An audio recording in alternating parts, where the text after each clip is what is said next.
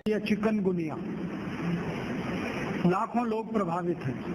मैं 6 महीने से गांव-गांव घूम के उसका इलाज कर रहा हूं और आपको सुनकर ताज्जुब होगा, ज्यादा लोगों को इलाज में मैं एक ही बात बताता हूं, तुलसी का काढ़ा पी लो, नीम की गिलोय होती है ना, उसको भी उसमें डाल लो, थोड़ा सूंठ डाल लो, थोड़ी छोटी पीपर डाल लो, बस ये 4-5 चीजें, और थोड़ा गुड़ डाल लो, क्योंकि ये कड़वा इतना है कि पी नहीं पाओगे।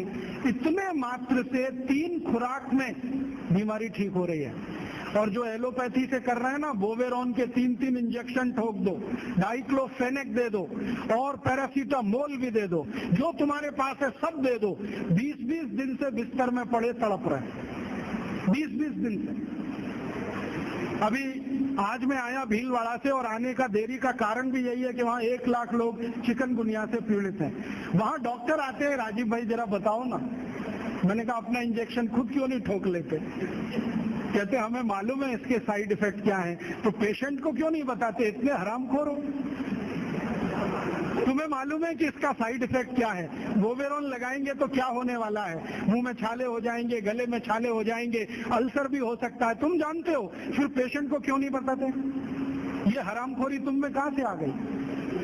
अपने को इंजेक्शन ठोकोगे नहीं, उसको ठोकते जाओ, तुम्हें मालूम नहीं है ठीक नहीं होगा, फिर पैरासीटामोल देते जाओ, डाइक्लोफेनेक देते जाओ, नोवलजीन के इंजेक्शन लगाते जाओ।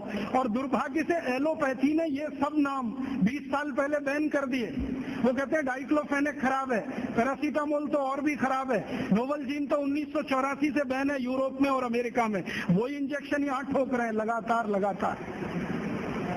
दुष्परिणाम है कि मरीज ठीक ही नहीं हो रहे। और मैं आपको मेरा अपना तजुर्बा बताता हूँ। आप में से कुछ विद्यार्थी होम्योपैथी के हैं, आप जानते हैं कि होम्योपैथी की बहुत सारी दवाएं आयुर्वेद से ही निकली। तुलसी है ना, उसी से ओसीमम है। ओसीमम की 3-3 खुराक देके कर्नाटक में 70,000 रोगियों को चलता कर दिया,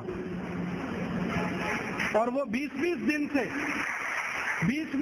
से एलोपैथी खा रहे थे, रिजल्ट नहीं आ रहा है। ओसीमम 200 की 3 खुराक सफिशिएंट, और आदमी 20 दिन से तड़प रहा है बिस्तर में, न नींद आ रही है, न चैन मिल रहा है, इतनी उल्टियां हो रही हैं, बुखार उतर नहीं रहा है, सब तकलीफ है। 3 डोज दो, खत्म कहानी। मैंने उसको फिर कुछ जरूरत ही नहीं। और फिर आज स्थिति ये है कि कर्नाटक सरकार ने हमारे ये कैंपों के रिजल्ट देखने के बाद अपने डायरेक्टर्स और जॉइंट डायरेक्टर सबको लाइन से लगा दिया, जाओ राजीव दीक्षित के पास, सीखो उससे वो क्या दे रहा है और रिजल्ट क्यों आ रहा है। हमने 70,000 पेशेंट को दवा दी, 6 मरे, और उन्होंने 1,22,000 को दी, उसमें से मुश्किल से 6 बचे। ये कर्नाटक का हाल है। कर्नाटक में चिकनगुनिया इतना बुरी तरह से फैला है, कोई गांव नहीं बचा जहां चिकनगुनिया ना हो। मेरी तो स्थिति यह है कि कार्यकर्ता कम पड़ गए, डॉक्टर कम पड़ गए।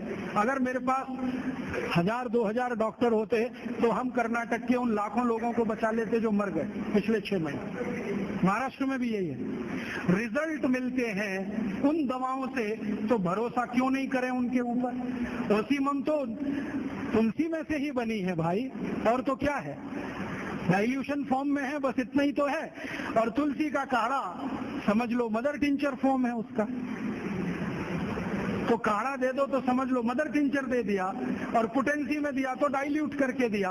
और आप जानते हैं कि ये आयुर्वेद का ही सिद्धांत है कि औषधि की मात्रा जितनी कम रखो, असर उतना ही अधिक है।